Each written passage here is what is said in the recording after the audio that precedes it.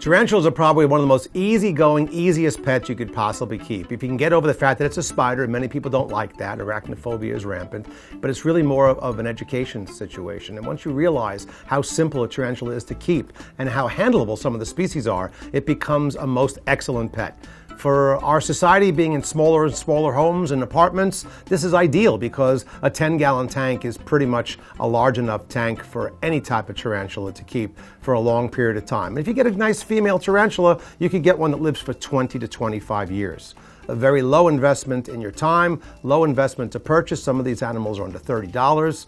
If an animal lives 25 years, you can get an awful lot of enjoyment out of them. So what's the best place to get them? What's the best type of tarantula?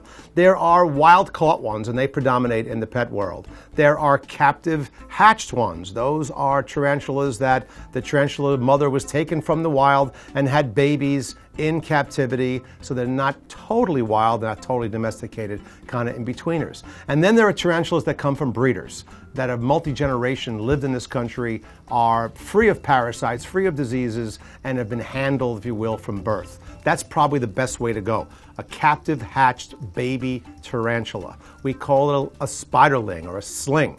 They're teeny tiny things, sometimes 1/8 of an inch wide, and are very, very, very fragile.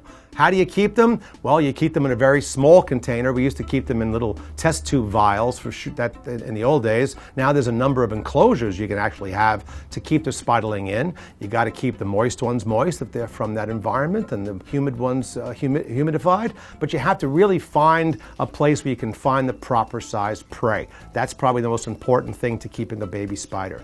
Little spider, little tiny insects. Most pet stores don't carry things like that. You're going to have to figure that out.